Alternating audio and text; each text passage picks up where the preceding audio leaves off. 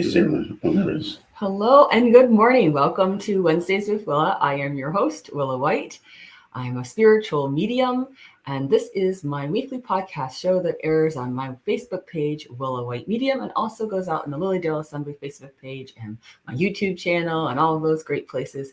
So you can like and share and subscribe and let us know that you really enjoy these episodes. This is year 8 of Wednesdays with Willa, so I've had so many great guests over the years, so many wonderful topics, and I encourage you to look back at the archived videos of the show and binge watch them to your heart's content. I hear from people all the time that that's what they do, and they really enjoy being educated about the topics that we cover relating to spiritualism, mediumship, healing, faith, family, and more.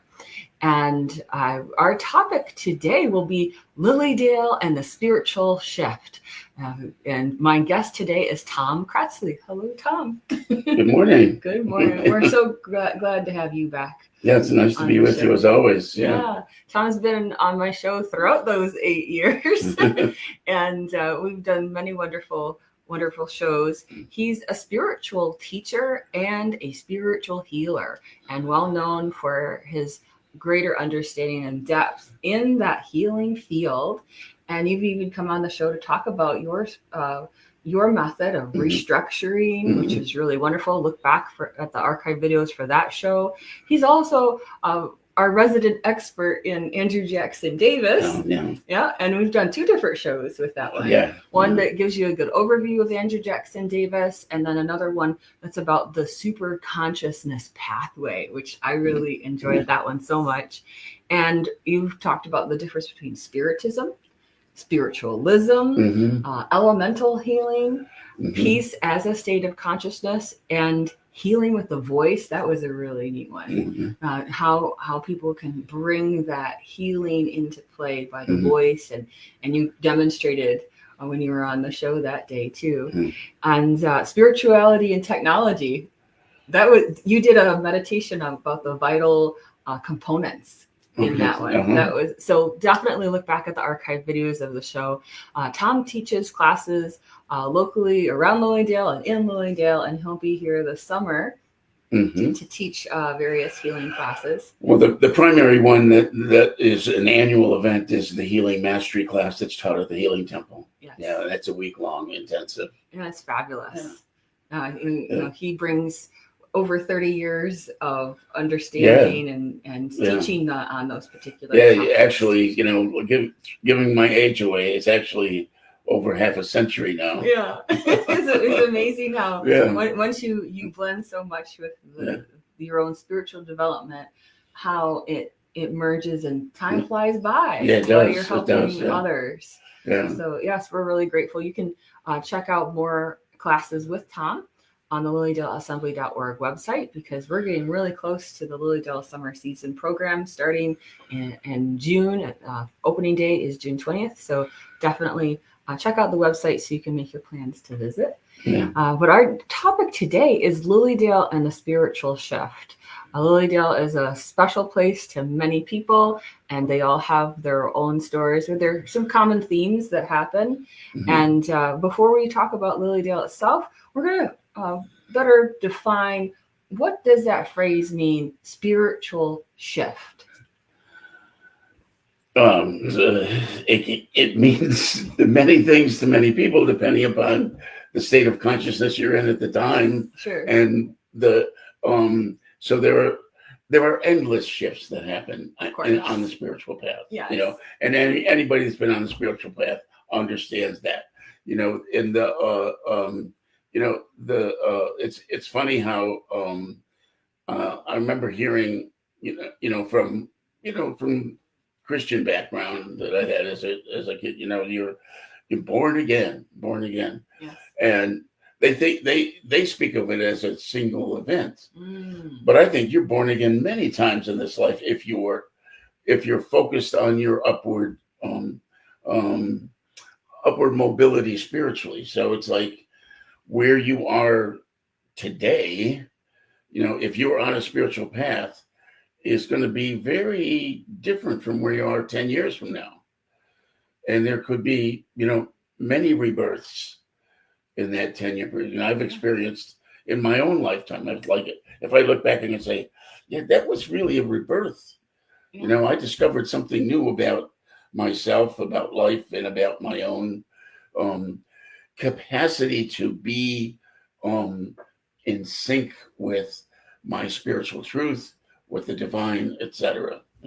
Yeah, I think that there's a transformative power that comes with spiritual metamorphosis, and we can't just think of it as a caterpillar, a cocoon, a butterfly. That's right. It's a complete. You're cycling through that at different points of your life as you take various wisdoms on board. Yeah, and then also as you open to your humanness and how you're merging your spiritual life with that human life.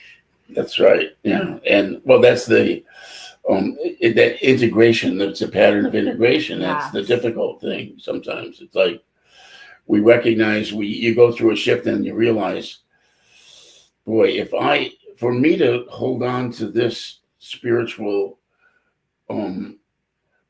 advancement that I've experienced, I have to change some things in my life.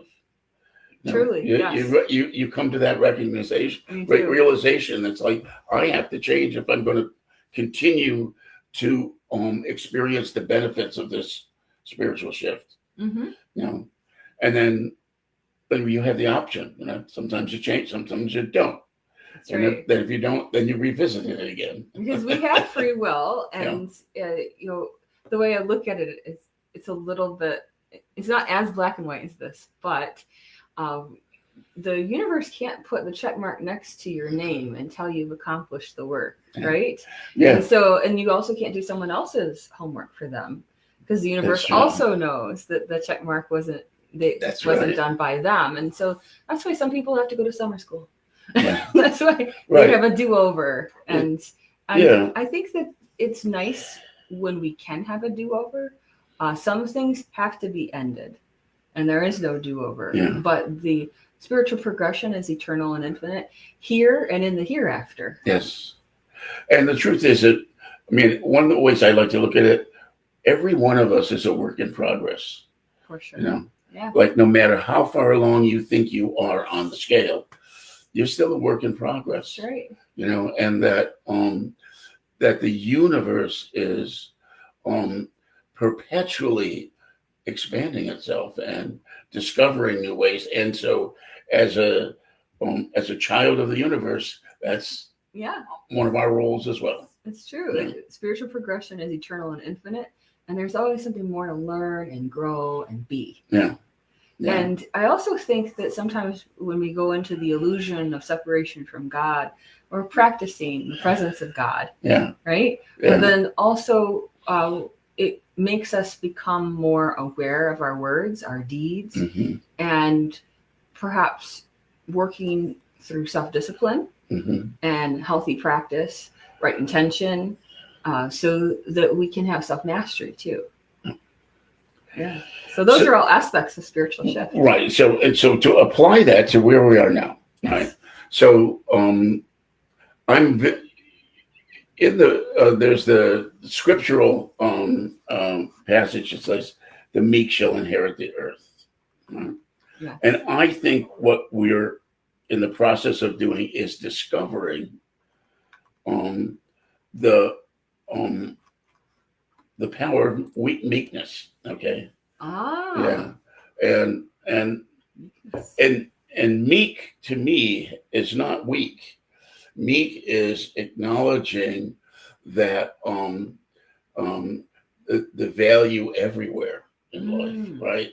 It's like so we have a hierarchical structure in our society, and it's time for the breakdown of hierarchy like that.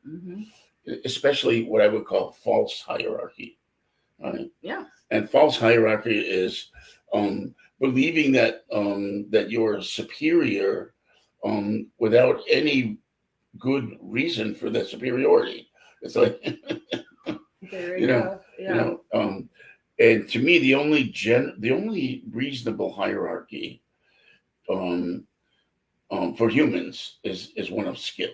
Okay. Okay. So you can develop levels of skill, and you have proven that you can do some things that other people have great difficulty in doing. There we go. Yes. Right. And that has merit to it, right? Yes. But and that's it's limited to the skill. Mm-hmm. The merit is limited to the skills. Now, doesn't make you meritorious in every way over everybody else, right? Okay. Mm-hmm. Right. Right. And so it's understanding those that as a value that's really important. Money is not a skill.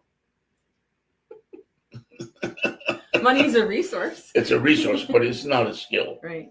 And so it doesn't make you. Well, like when people say some people are good with money. Yeah. They say that, right? They can be good with they might be excellent. Their skill is financial stratagem with resources. Yeah, sure. It's like being able to go through resources, but just the virtue, just the capacity, or not. It's not even capacity. Just the sometimes accident of having a lot of money. People are born into it as well. Sure. Well, in the framework of spiritual shift and spiritual gifts, as spiritualists, we understand that mediumship and healing are expressions of God's love, and that those are aspects of gifts, and they're not necessarily, it's there's the whole quandary: is that a skill? Is that a gift? Is it a both? Is it where does that come? Well, my experience is that it's both. Mm-hmm. You do spend time, exploring and discovering, healing. I can remember the first time. It was in 1968. The first time I visited the Healing Temple, and I was smitten by it. I mean, I was observing something in the process, the beauty of that spiritual energy, and people who were there serving just to serve, just to be there in the presence of the spiritual energy while someone else is being ministered to. So let's call it that. In a healing way, right? And I was like, I was gobsmacked by it, and I said, I said to myself, that's the thing. I got to know that better. It resonated with you. It resonated with me, and as purpose. I continue to pursue it. And the Healing Temple for me has been a cornerstone of my spiritual growth, my learning with respect to all aspects of spiritual healing. So and people discover it in their own ways.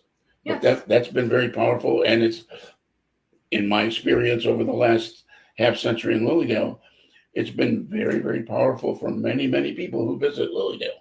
That's right. And spiritualism, this is spiritualism's home in many ways in the United States, but it's the world's largest center for the religion of spiritualism.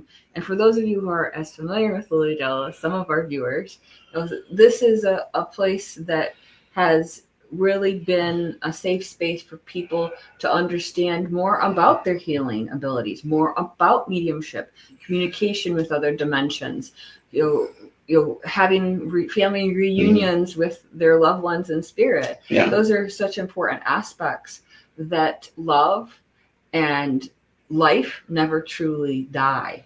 There's a continuity of life. There's a continuity of love. And so when people first come to the gates of Lilydale, they start to have what we call a spiritual shift. Yeah. And so many of them, visitors and residents alike, the people who love Lilydale, they feel the peace as soon as they're traveling down Dale Drive to Lilydale, and they get to the gates and they're in and they feel they are home. Yeah. And that's, to me, that's also a demonstration of the power of sacred space. And all of Lilydale to me is a sacred space that And the sacred space encompasses, as you said, nature. Yes. Because through the history of Lilydale, the natural surroundings in Lilydale have been honored by the people who live here and the people who visit. That's right. Right. And anytime you have groups of people that are honestly and sincerely reaching for some better connection to the universe and God, you're good. People that go into places like that will sense the purity of that. Now, they may not, you could go into it wouldn't matter if you were going into a Jewish temple or a Catholic church. Doesn't matter or even a mosque, right? True. Because I've experienced them all. So if I go into those places, I connect with that purity of the desire of the people over time who have gone there with a sincere desire to know more about God. Now, from one religion to another, some of that stuff gets muddied by aspects of the tradition. Sure.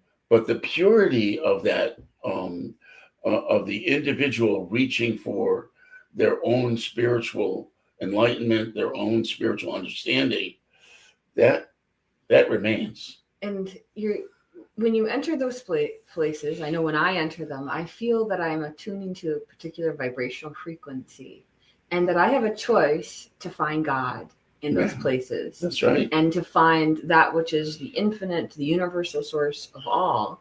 And I remember the first time that I went into the assembly hall for a church service, and I'll never forget, I saw God in people's faces. And it was such a delicious feeling to be among that energy, and to not just see a welcome smile and eyes, but to feel the sweet presence of spirit in that place. Yeah. And so I think that's what you're referring to, and what people are responsive to when they come to Lilydale. And just to give you some background, with Lilydale, we have beautiful woods that are around us, old growth forests with tall trees, some of them 200-300 years old. And then we're nestled on the edge of Cassadaga Lake, which has its own moods, but I love, the favorite mood I love is when it's the water's like glass. Yes. And it's so lovely. And so we have the lake and we have the woods, and then we have a lovely little town, that has a lot of events and message services and healing services in the summer especially. But there's just a loving vibration of magnificence that's here. Yeah, we're almost, I liken Lilydale to Avalon, it's like a mythical Avalon, because we're in actuality, we are something of an island, because you cannot see that there's another lake that's not visible. That extends beyond where our current beach is. And then from that lake, there's kind of a swampy area that connects to the main Cassadaga Lake. So at one time, it was actually called Fern Island. True. This and that designation plot of land that we're on. You can see that in the one waterway on Cassadaga Lake. It's the Fern Island Preserve, because people are preserving different wildlife areas, marshlands, the watershed, and whatnot. So I'm glad that designation is still honored. All of us. But having that deeper connection with nature. So often when people are sitting on a bench, and when you're at, let's say, Inspiration Stump, and you look up at the trees and the canopy, it's an outdoor cathedral, and you can connect with the ancient ones through that experience if you're attuning to that. And then you could go sit by the lake and feel the transmutation of the water, as it also can release things from you, let you go and get more into the depths of just being. Well, I'll have a little personal story about that link with nature. All right. Before our daughter was born, And that was 24. Yeah, she's 24 now, so almost 25 years ago. We tried to be as conscious parents as we could be. Sure. Right? So we did, right? We wanted to, we just we'd meditate together and speak to her in the womb, Absolutely. As soon as Ellie, my wife Ellie, was far enough along, we got the gender. We knew that it was going to be a girl, and so anyway, we kept talking. We talked to her, and we take walks through the forest back and sit at the benches of the stump, and meditate for a little bit, and then go back home. Now, the very last time we were back there, this was in November, and it was just before the snows were about to come, for Lilydale. Right, we get a lot of snow. And at that time, for those who are not familiar with it, there is a concrete stump, and that's called the sacred stump, and that's where ceremony is done. In the summertime, we do 2 services a day of mediumistic connection with the spirit realms for people who visit Lilydale. Sure. And it has a very powerful, because it's in the midst of this old growth forest. So there's a lot of energy there that most people feel it. So anyway, we go and we sit there in our own way, just like to take in the beauty and the energy and the solitude of it. And the very last day we were back there, there's around that stump, there are little concrete pads. And on them are in memory of so-and-so. Yes. Over the years that people had them inscribed. Memorial, yeah. They're not very, maybe a foot square. Yeah. Maybe a foot square. Patio stones. Yeah. So anyway, they were all covered by leaves about this thick, because it was, Sure. almost right at that time. Right. Yeah. And so we had just finished meditating, and Ellie looked down, and the leaves had been brushed off of one of those pads, and the only word that could be seen was mother. Aww. Yeah. Sweet. So nature really was working in concert. Yeah. With our experience. So that's a powerful memory that we both have. It's beautiful, and people who live and visit here, they have these instances where they can really feel that brush with angels, the brush with their loved ones and spirit, the healing power, energy, and messages of love that come through. Yeah. You don't have to necessarily have a reading with a medium in order for you to receive your own message. But there's a level of openness, wouldn't you say? There's a level of openness, and instead of daring the spirit world to come, there is just that gentle request, and you go and about your business, and you open your soul senses to receive on a deeper level. Very interesting. Now I'm going to tie this into. Okay. We're talking about this changes going on now. Yes. Last year in the Healing Temple, many of the healers were noticing this, and Barbara, who's the chairperson, the chairperson of the temple, Barbara Sanson, and we'd had discussions about this over the course of last season. And one of the things that we observed was that the people coming to Lilydale, and particularly those that visited the temple through most of last season, exhibited a kind of sincerity, that we hadn't seen to that degree before. Because sometimes with Lilydale, we have like any experience, some rubberneckers. Right? When I call it rubberneckers, somebody's Sure. like, what's going on here? And it's like, I don't know. It's like, and when you work in the Healing Temple, it's a sacred space. You would hope that people come with a kind of sincere openness. Some do, some don't.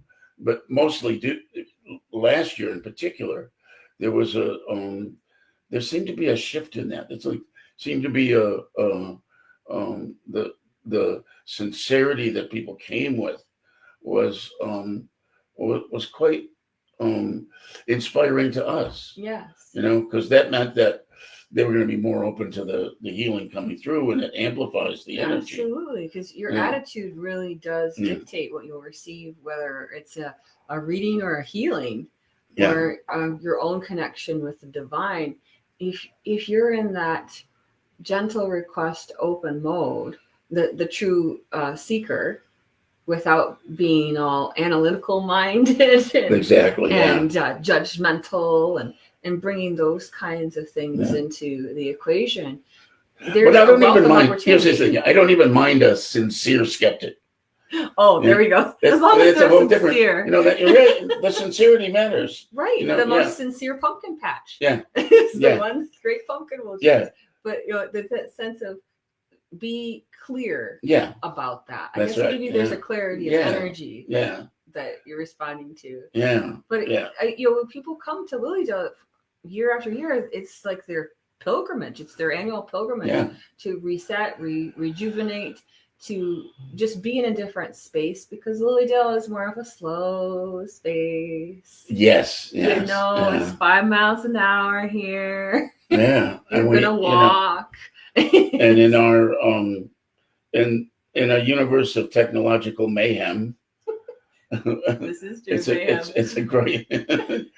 As we refer back to the show we did about spirituality and technology. Yeah. It's a pleasant respite. From that. It is. Because people are in that intentional place of, I'm going to go and I'm going to sit and have joy in watching other people receive messages when you're in those group demonstrations. And healing too. And you could just be part of that grateful energy that's there. And watching other people heal or have a connection, I think, is very valuable too. Instead of just the me, what am I going to get out of it? I think that's another part of the spiritual shift that can happen with people, because they can be completely and utterly delighted about the message that they heard a medium give to someone else, and it brings a tear to their eye, and they see the sincerity of the connection. They see the sacred joy of that connection, and it's an upliftment for us all when that occurs. Yeah. And to me, of all the years that I've been, here in Lilydale, those are the messages that I continue to remember. Not the specifics of the message, but the transformational power that was that everyone in the room felt. Yes. Whether or everyone at the stump felt, or everyone at the Forest Temple felt, or everyone in the Healing Temple felt. Because sometimes there are experiences in the Healing Temple. I have one that, for example, there was a young man whose aunt had brought him. I think it was an aunt or grandmother anyway. And he was maybe 2 years old, 3 years old, something like that. Yeah. And he had no idea what the heck was going on. Right? I had no idea what was going on. He doesn't know. But his aunt, I think my bench was empty at the time, and his aunt, patted him on his behind to go up and take his place.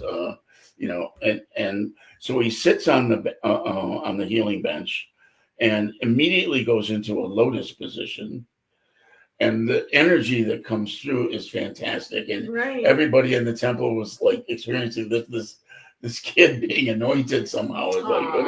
It was magical.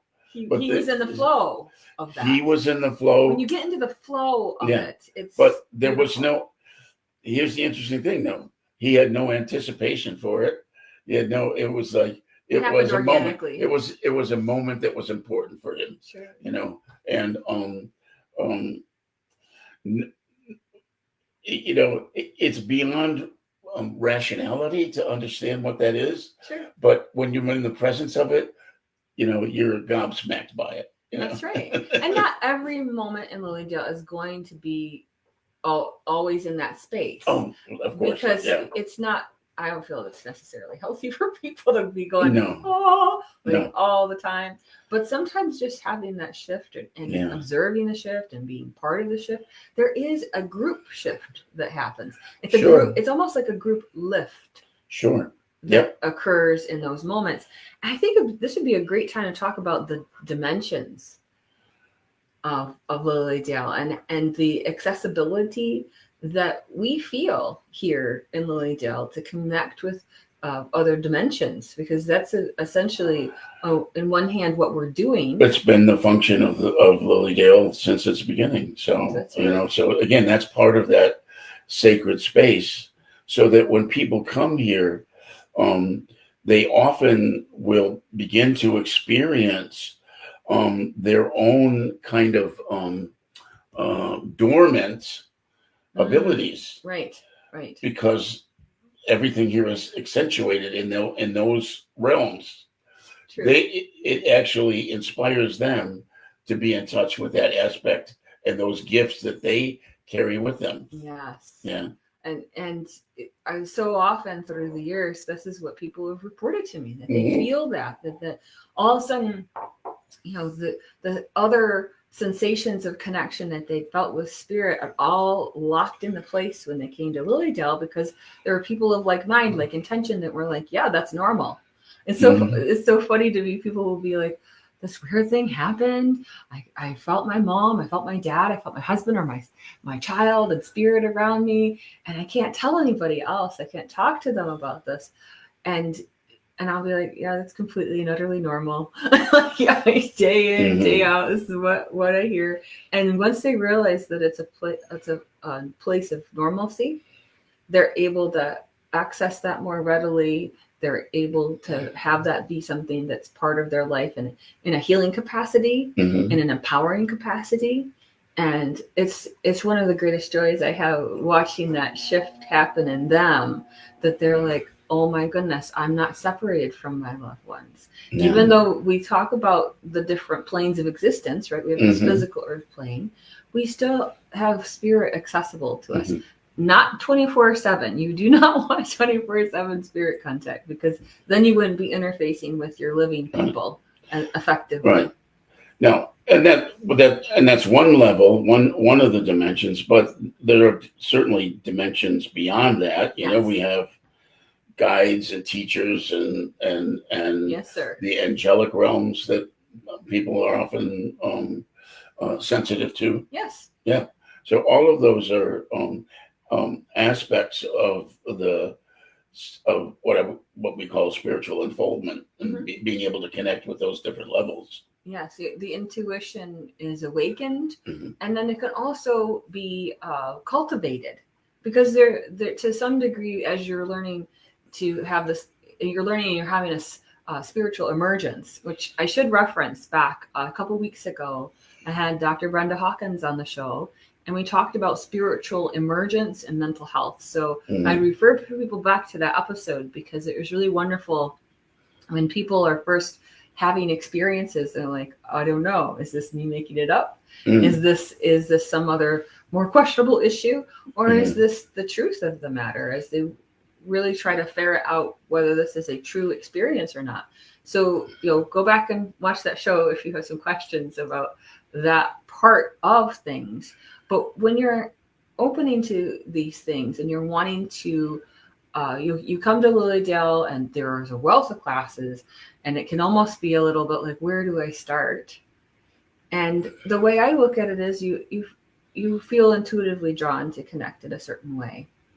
Yeah. With maybe a certain teacher, you resonate with their energy, and that you can find matchups in those ways. And also when I was first developing and I would take classes, I love the vast majority of them, but occasionally I'd be like, this isn't how I want to work. And it would help cement for me how I did want to work. Yes. So there's the connection of that, of sometimes you have to watch how it's unfolding, so that you know that you have free will of how you want this to unfold. You're not just ferried along in the rush of a river's current heading toward the waterfall, that you have a measure of control as you're working your way through this, and you're learning how to connect more deeply with your spiritual support team that's there around you, and learning how to trust your own intuition and and to navigate energetic boundaries. Yeah. I totally agree with all of that. And that, again, it is a growth process too. Yes. That a lot of it is developing an understanding of your own habits. Yes. Right? Yes. Restructuring habits. That was a good show, guys. Yeah. That we did together. And most of what holds us back are habits that we either don't want to face or feel that we're incapable of dealing with them. Right. Yeah. And so, but all of that is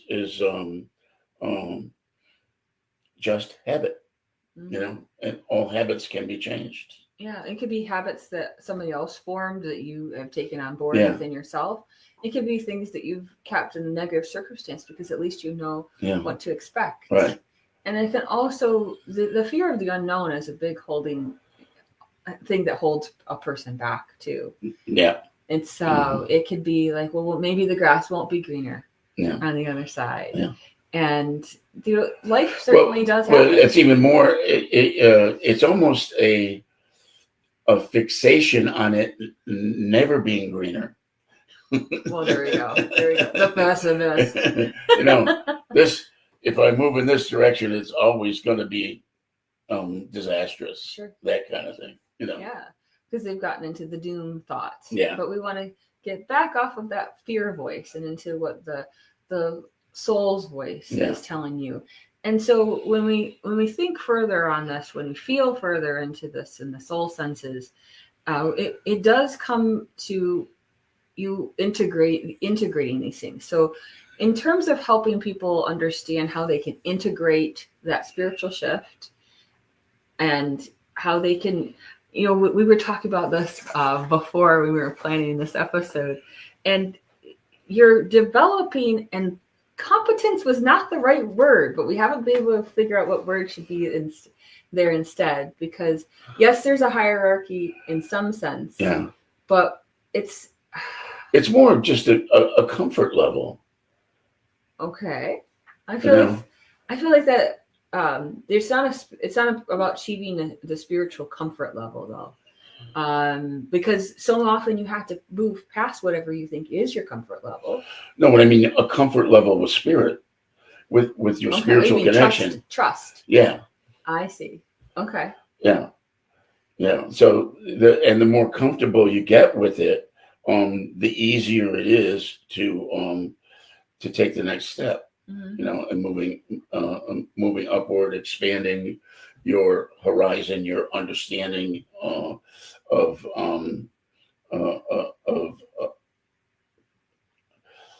all things spiritual. Let's put it that way, because it's beyond.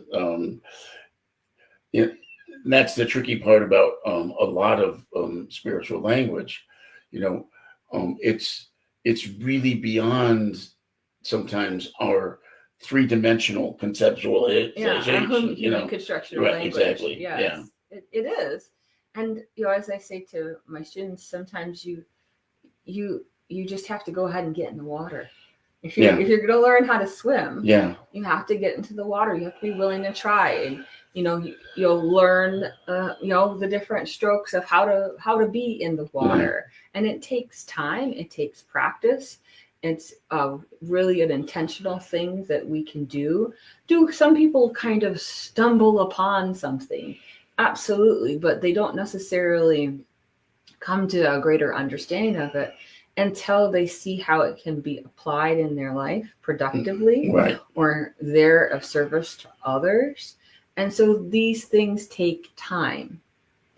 And so integration is, I think it's a good thing that we don't just get this instant download and I know everything. I think that it's important that we have these stepping stones that are there for us along the way, so that we don't run before we can walk.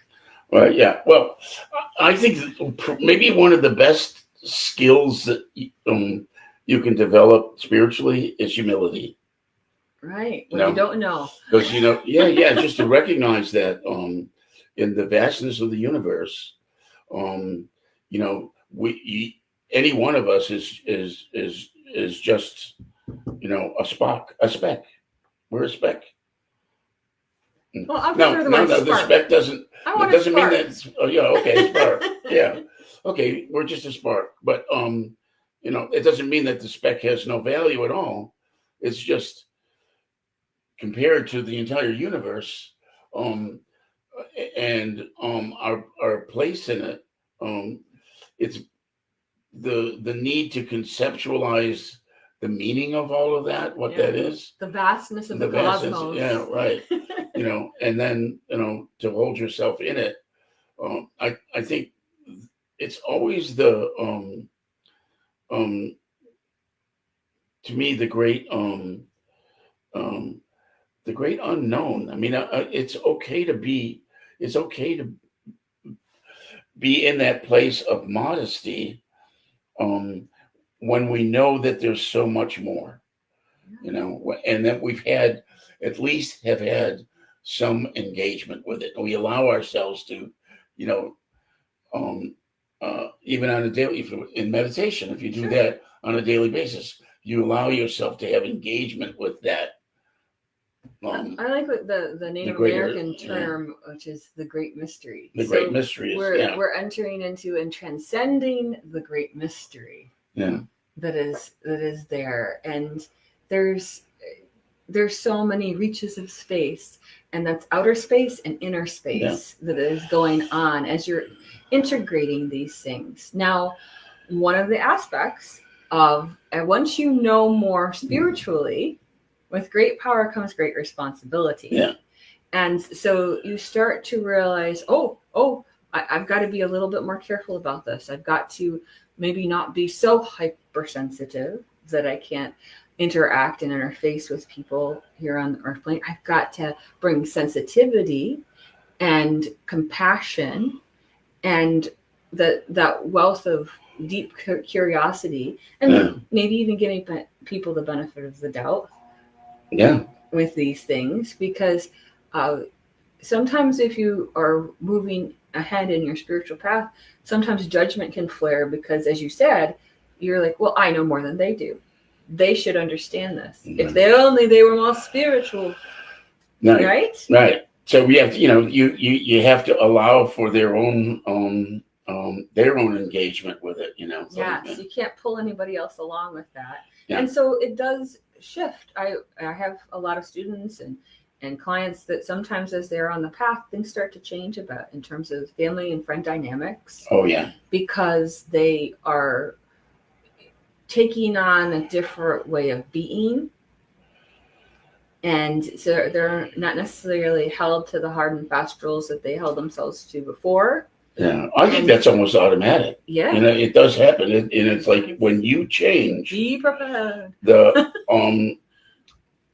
The environment around you, the people around you change somewhat. Yes. And that's because in order for them to engage with you now, they're engaging with someone who's different from who, I'm different today.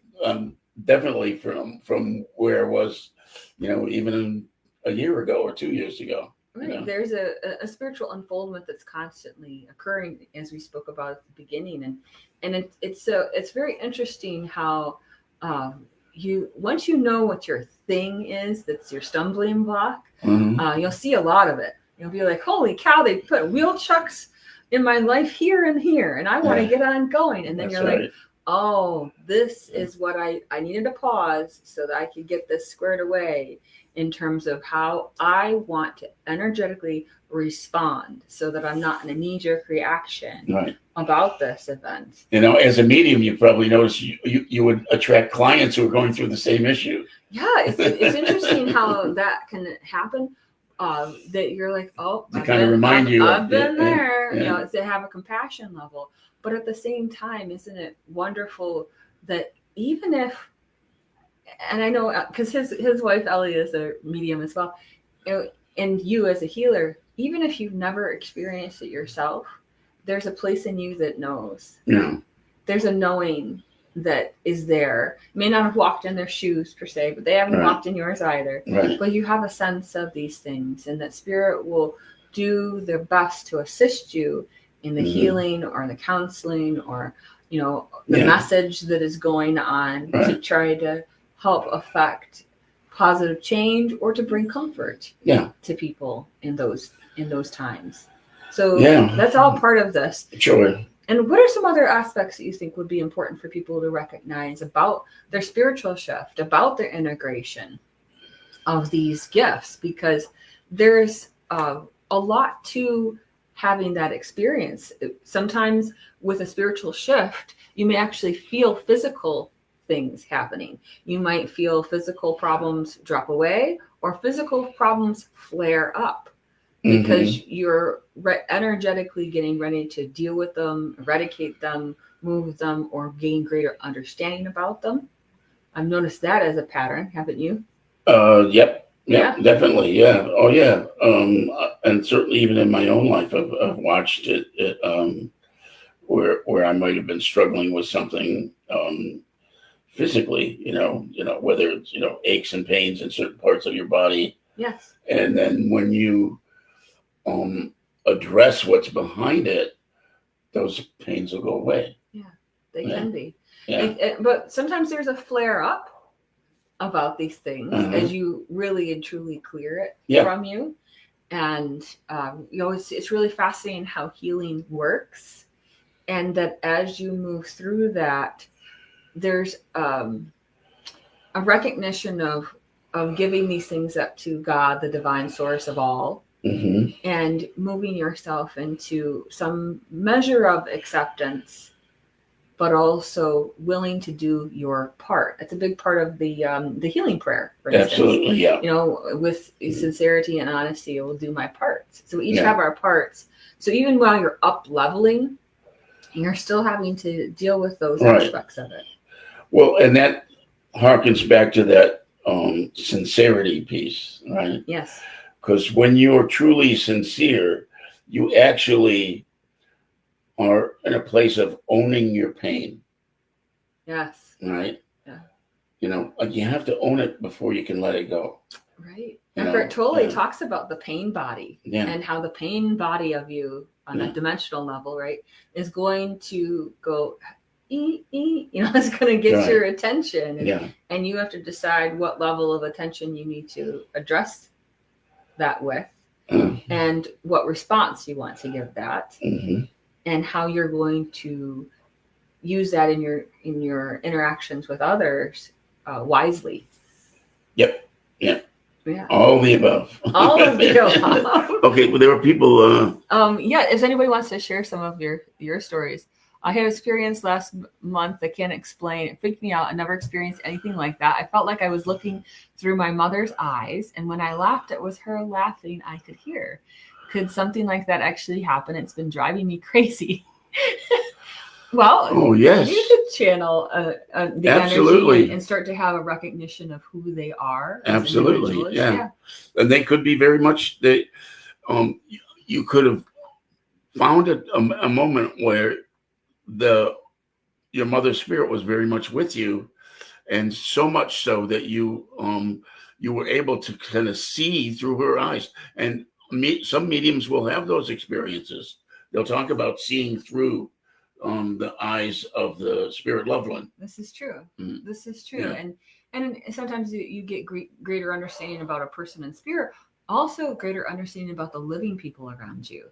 Yeah. So often as people are developing their gifts as a medium, what they're doing is they're starting to have greater sensitivity to the things that are around them, the people. So you might all of a sudden get a flash of what somebody's thinking. You might get a sense of what they're going through. You might think about a person, and next thing you know, the phone rings.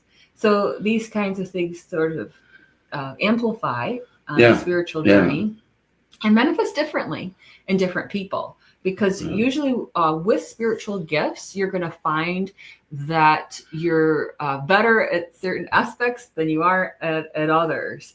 and get her name again. Yeah. Kathy. Yeah. Kathy. Yeah. Okay, Kathy. Yeah. Yeah. So Kathy. Yeah. So it also may be that you were you were in a stage of some kind of rapid development for yourself, in terms of being able to make these connections. I wouldn't be, Don't be too alarmed. Don't be alarmed by it. Exactly. But learn. I think that's where you want to educate yourself. You want to also have healthy boundaries. Exactly. Learn healthy boundaries energetically, and taking classes can really help a person understand how they want to proceed going forward, because you're in charge of what you decide to let through. You're not just, again, willy-nilly left to the winds about all of this. And when you're developing your spiritual gifts, it's good if you can have a teacher. It's best if you can have a teacher or a mentor that can assist with that, someone who has been there, done that, and guide you in a positive way through that, so that you're not living in a space of alarm or fear about this. Yeah, that you'll notice that you'll become accepting of the fact that it's just another perception. It's another. It's like you have the capacity to perceive through another another's eyes, and which is a wonderful gift. And just as you were saying, Willa, recognizing that at any one point in time, you have the control over whether or not you're going to accept that particular perception. And you got to look at it as that perception was there as information. It's not there to live in you. It's not there to bother you. It's there as information. Yeah. And that you are in charge to what degree you turn the faucet on of information. But as you're developing, as you're growing, that becomes more evident, and you're able to apply yourself in the more humble, energetically correct ways. Right. Yeah, but you're in charge, and you can say, I only want experiences that will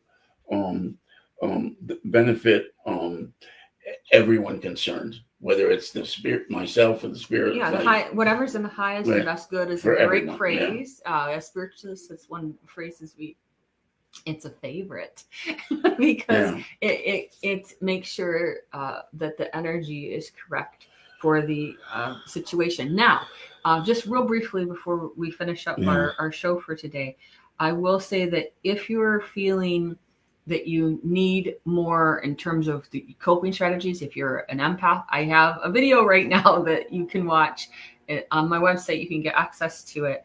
It's coping strategies for empaths. And people need that, especially if they feel like they've been a little bit too open, or if they want to open in a safe way. So that's an aspect that is there as a resource for people if they want to do that. Now, any last thoughts that you're wanting to share with people? I know we've talked about the different dimensions. There's levels of consciousness that people can get into. Tom is when he would go walk around Lilydale, you could feel that he was just sending love to all of this property, all of this energy, and that level of consciousness. Yeah, but to me though, it was like it was two-way. It's always a two-way street. Absolutely. Symbiotic experience. I'm getting the love from the trees as well. It's like, and from the lake, and from all of. Nature is an incredibly giving. I wouldn't say entity, but it's because it's a collection of entities. Sure. But think of it as also Mother Earth. Yeah, here's an interesting. I won't. Years ago, I would walk in the springtime. I'd walk down the path to the stump, and then just feel this energy. And the summer coming and so on. And on one particular occasion, I had been thinking about, how is it that every summer I come back and it feels like the energy of nature is even stronger than it was before on that path to the stump. And I go, how can this be the way we as human beings are treating the natural world, right?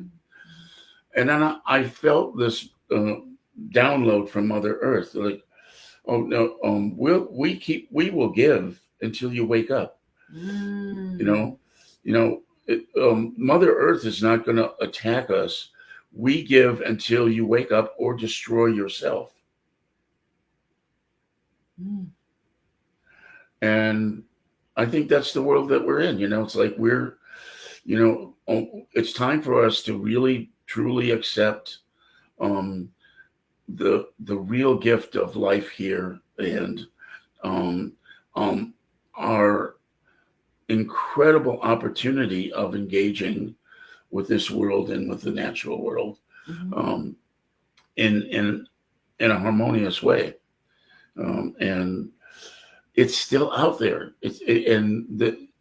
Anybody, if you take a drive beyond city limits of any great city, anywhere in the world, and you are out in the country, you can still feel that pure connection with nature if you want to, and the earth is a fundamental, or they use the term Gaia now. This is very popular in the New Age, right? Very popular in the New Age. But I think of it as a living entity, that everything in creation has consciousness. And our planet has an enormously wonderful, giving consciousness to it. And it's constantly unfolding itself. And we, not only as individual beings, but certainly as a collective, the human species is waking up on a number of different levels. Like we're waking up on that species level, and recognizing that not only what we do as individuals, but what we're doing as collectives at various levels, whether it's a national level, whether it's community level, et cetera, our engagement with the world. And we're right now at a pivotal point where we need to recognize that we have enormous latitude to either make life far better here or continue to struggle.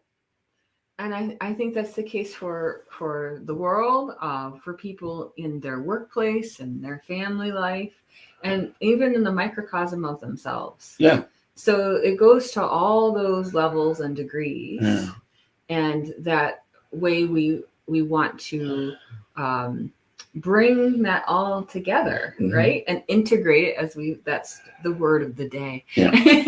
So here's my best advice for that. Find what you can be grateful for. Spend time being grateful. Being grateful for people in your life, being grateful for the tree outside your front door or your back door, or just in the neighborhood. Just like be grateful for every place and every time you recognize that there's something out there that is benefiting you in some way in this world. But people, it's like the more you are grateful in that, it sounds simple, but the more you do that, the more it does ultimately connect you to the infinite. It's true. There's a mindfulness to that, the graciousness that you apply to your surroundings. You're relating to the environment more positively, and there's a radiance of spirit that becomes evident in a person. That's right. Is connecting on those levels. Yeah. And there is a special kind of peace, or even a humor within a person that is exhibiting those qualities. Yeah. So yes, very beautiful. Thank you, Tom. And so everybody that's been, we're grateful for everybody that's been with us this morning to listen in on this, on our fun conversation. Absolutely. It's been great to share with people about Lilydale and the spiritual shift. Lilydale is such a special place. I encourage you again to look at the lilydaleassembly.org website so that you can look at the 2025 summer program and start, get registered for the workshops, for the classes, figure out how you want to spend a day, a week, a month, or the whole season here. We have guest houses, we have hotels, we have restaurants. It's a beautiful experience, and it's a slower pace. So bring your patience, and also bring your understanding that other things are going to happen in those quiet moments, in those group moments. You just want to bring your most grateful self to those occasions. And you please look at Thomas Cratsley.com. Tom, yeah. If you want to look at his website, so you can. Yeah, if you Google my name, the website will pop up, and you can look into different things. And, also, you can put his name in for the lilydaleassembly.org website under the workshops, because if you want to get in the healing mastery course. And also, if you're here on a Friday night, I do in the summertime at the Healing Temple. I do a meditation, a healing meditation for anybody who shows up on a Friday night. That's great. That's a special Friday class. Yeah. Healing. Yeah, and that's that's after the evening healing service on Friday. But then, try twice a day, every day at the Healing Temple. I can't recommend that enough. Yeah. It's beautiful to be able to sit on a healing bench, usually for yourself, sometimes for a situation, but it's beautiful to watch that energy flow, feel that energy flow, and allow that to be what is your truth in those moments, and that you carry forward. Yeah, and it can be magical for you to even observe it in the silence, even if you don't go up front to sit in the bench with a healer. Mm-hmm. Observing it all in the silence is just as powerful sometimes. And just know that let's say you've been numb, you've been in pain, you've been in grief. Sometimes it takes a while to integrate. Sometimes you'll have an immediate flash of things, and other things you need to go more gently, because you are getting used to opening to those experiences. So go nice and easy and gently is a strong suggestion I would have for you. And just know that Lilydale is here for you when it's the divine right time, divine right order for you to be here, to experience Lilydale. And summertime's the time to come. Winter time, there are already things to do, except shovel snow. You can help us. Bring your own shovel. Yes, bring your own shovel. And I just remind everybody, my February video class series has coping strategies for empaths. It has symbol interpretation, and there's also connecting with your spiritual support team. And that's just for the month of February, because I know people have been asking about that and really enjoying those video classes that you can have for instant viewing now. So we'll finish this up, and I'll just remind you that next week, please tune in to Wednesdays with Willa for another great show. I will have as my guest Catherine Lanigan, who is the author of the movies Romancing the Stone and Jewel of the Nile, if you remember those movies. And then she is also very much into angel intervention in human lives. So that'll be a great episode, and more to come. So like and share and follow, subscribe. I'll see you next week. Thanks, everyone. Bye-bye.